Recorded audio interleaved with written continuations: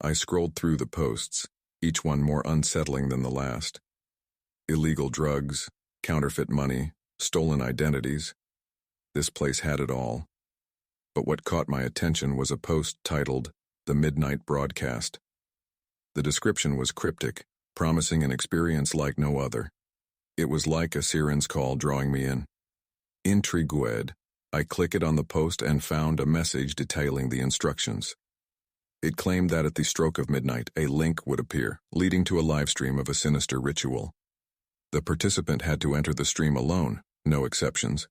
It was as if they knew exactly how to tempt me further into this dark abyss. The days leading up to the event were filled with dread and anticipation. I couldn't shake the feeling that I was stepping into something beyond my comprehension. When the clock struck midnight on the designated night, I felt a shiver crawl down my spine. The link appeared, and without a second thought, I clicked on it. The screen opened to a dimly lit room, adorned with strange symbols drawn in red chalk. In the center was a pentagram, surrounded by flickering candles casting eerie shadows on the walls. I couldn't see anyone, but a chilling voice whispered from the darkness, "Welcome, seeker of the forbidden." My heart pounded as I watched the ritual unfold. Hooded figures emerged, their faces obscured by the hoods, chanting in a language I couldn't understand. They moved in a sinister dance, their movements synchronized, their voices growing louder and more desperate with each passing moment. Suddenly, a figure stepped into the center of the pentagram. It was a young woman, her eyes wide with terror, yet she moved with a sense of resignation, as if she had willingly offered herself to whatever malevolent force controlled this place. The hooded figures began to chant even louder, their voices reaching a fever pitch. The woman's body convulsed as if she were possessed, her limbs contorting in unnatural ways. Blood began to seep from her eyes and mouth, staining the pentagram with a grotesque pattern. I watched in horrified fascination, unable to tear my eyes away from the screen. As the ritual reached its climax, the woman's body burst into flames, and her screams filled the room. The hooded figures continued their chant, seemingly unfazed by the inferno consuming the sacrificial offering. The flames grew higher and higher until the screen was consumed by a blinding white light, and then it abruptly cut off. I was left staring at my computer screen, my heart still racing, sweat pouring down my face. What had I just witnessed? I had ventured into the darkest corners of the internet, and it had scarred me in ways I couldn't comprehend. I quickly closed the Tor browser and disconnected from the dark web, but I knew I could never truly escape the horrors I had witnessed. The image of that woman's body consumed by flames haunted my nightmares, and the sinister chant echoed in my mind. I had crossed a line that should never have been crossed, and I couldn't erase the darkness that now clung to my soul. The dark web had revealed its true nature to me, and it was a place of unimaginable terror, a place I could never forget. I stumbled upon a chat room with an ominous title, "The Whispering Crypt." The users in this room claimed to possess forbidden knowledge, secrets that could unravel the very fabric of reality. Skeptical yet intrigued, I joined the conversation. The chat room was a labyrinth of encrypted messages, and the users communicated using cryptic code words and symbols. They spoke of a ritual known as the Reckoning, promising enlightenment beyond imagination. It was as though they were challenging me to descend even deeper into the abyss. As the days passed, the conversations in the Whispering Crypt grew more unsettling.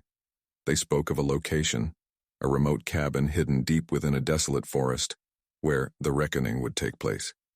It was set for the night of the full moon, a time when the boundaries between our world and the unknown were said to weaken. Despite my growing uneasy, I couldn't resist the allure of this forbidden knowledge. I made arrangements to travel to the remote forest, and on the night of the full moon, I found myself standing before the cabin, its time-worn facade shrouded in darkness. Inside, the atmosphere was thick with anticipation. Hooded figures, much like the ones I had seen in the previous dark web ritual, moved silently through the cabin, their faces obscured. The air was charged with a palpable sense of dread. As the clock struck midnight, the ceremony began. Candles were lit, and the figures began to chant in a language that felt ancient and otherworldly. The room seemed to pulse with an eerie energy, and I watched in awe and fear as a portal of swirling darkness manifested before my eyes. From the portal emerged grotesque, shadowy figures with elongated limbs and piercing red eyes. They moved with an unnatural grace, their presence instilling terror in all who beheld them. The chanting grew louder, and the cabin quaked as if the very earth itself were rebelling against the intrusion of these otherworldly beings. I watched in horror as the figures approached one of their own, a sacrifice willingly offered up by the participants. The ritual reached its climax as the sacrifice's body contorted and twisted, her screams echoing in the night. The malevolent entities seemed to feed on her suffering, their forms shifting and growing more menacing with each passing moment. Just when it seemed that the darkness would consume everything, a blinding light erupted from the portal, driving the shadowy entities back into the abyss from whence they came. The cabin shook violently, and I felt an overwhelming sense of dread wash over me. The portal closed, and the ritual came to an abrupt end. I stumbled out of the cabin, shaken and scarred by the horrors I had witnessed. The dark web had taken me to a place beyond comprehension, where the boundaries between reality and the supernatural blurred. I knew then that I had played with forces far beyond my understanding, and the consequences of my curiosity would haunt me forever. The dark web had revealed a world of unimaginable terror, and I had willingly descended into its abyss, forever changed by the horrors I had witnessed. In the murky depths of the dark web, where anonymity reigned supreme, I found myself drawn into a sinister world of hackers and cybercriminals. It began with a chance encounter on an obscure forum, where I stumbled upon a user with the enigmatic handle Crypter. Crypter's reputation preceded him. He was rumored to be one of the most formidable hackers in the underworld of the dark web. Curiosity once again got the better of me, and I decided to reach out to him. A simple message led to a cryptic exchange, and before I knew it, I was entangled in a web of intrigue. Crypter claimed to possess a treasure trove of classified government documents that would expose corruption and conspiracies at the highest levels. The allure of unveiling the hidden truths of the world was irresistible, and I agreed to collaborate with him.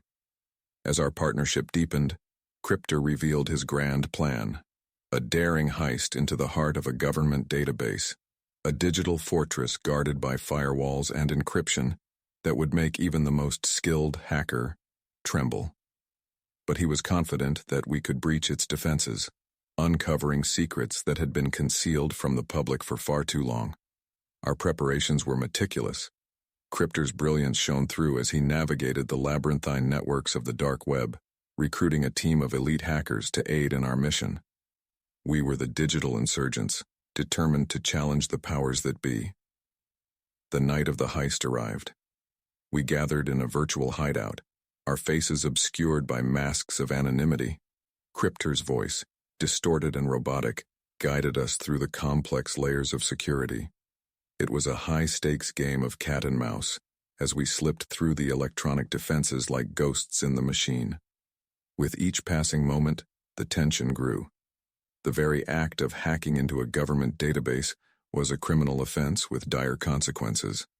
The weight of our actions bore down on us, but Crypter's unwavering confidence fueled our determination. Finally, after hours of intense hacking, we breached the last firewall. The digital door swung open and we found ourselves inside the inner sanctum of the government's secrets. The files we uncovered were staggering, revealing corruption, cover-ups, and conspiracies that sent shockwaves through our ranks. But our triumph was short-lived. As we delved deeper into the files, Crypter's demeanor shifted.